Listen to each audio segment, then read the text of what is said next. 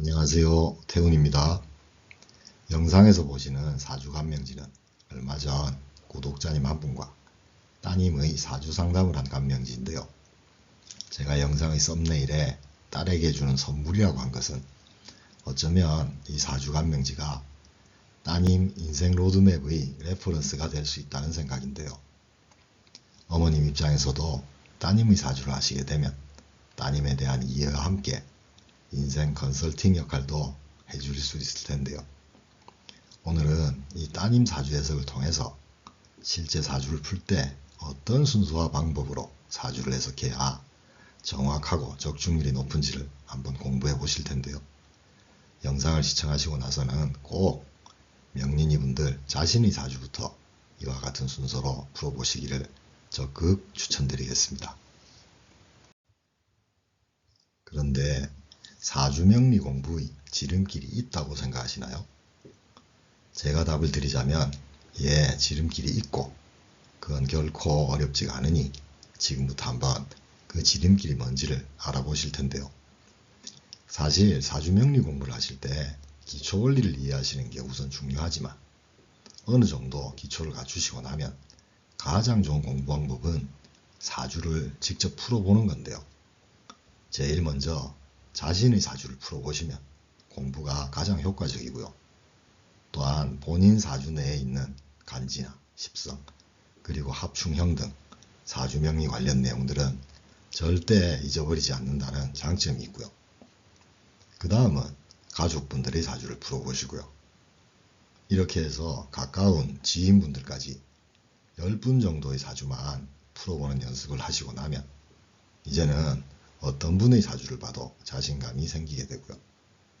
또한 그러면서 좀 약한 부분이 있다면 그때그때 부족한 부분을 복습하면서 사주 해석을 계속 하시면 실력도 빨리 향상되고 사주명리에 대한 자신감과 함께 사주명리가 정말 재미있고 인생을 살아가면서 필요할 때마다 활용할 수 있다는 걸 체감하실 수 있을 겁니다. 그러면 사주를 해석하는 가장 효율적인 순서부터 살펴보시게 되면 우선 첫 번째로는 물상을 보셔야 하는데요.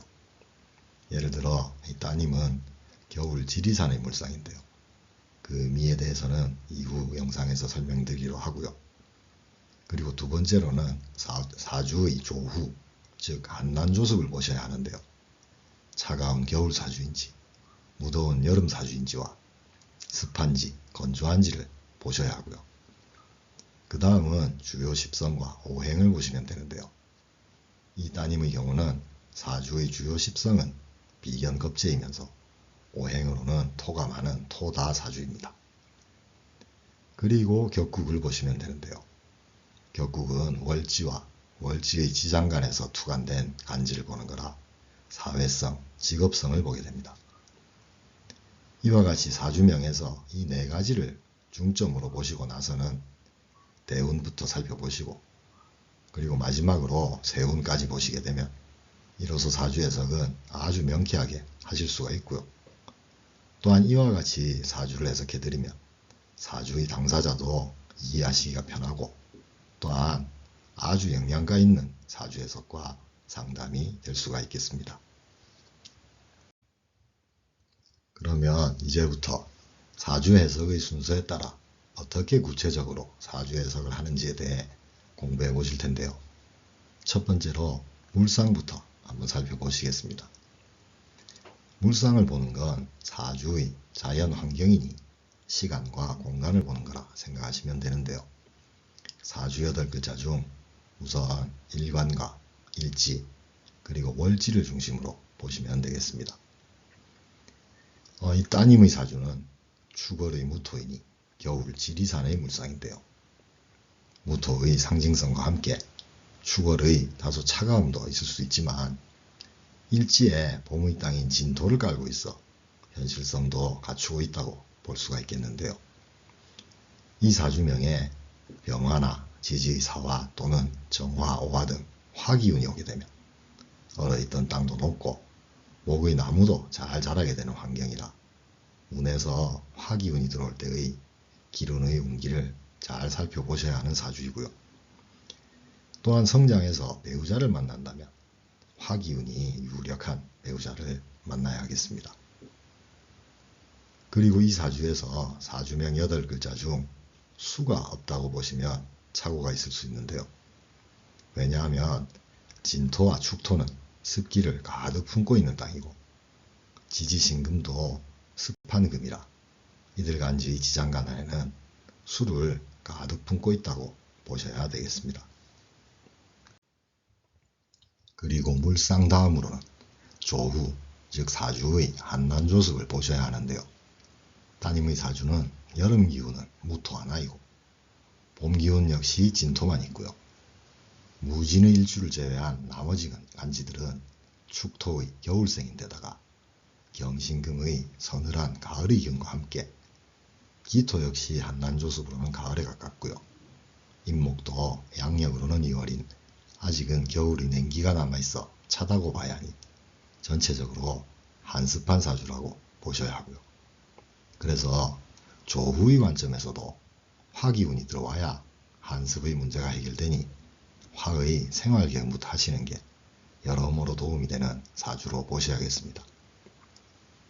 그리고 이 따님 사주에서 오행화의 개운을 한다는 것, 무인성의 사주가 인성의 기운을 받는 거니 인성의 공부나 문서 그리고 자격운 등이 좋아진다고 보시면 되겠고요.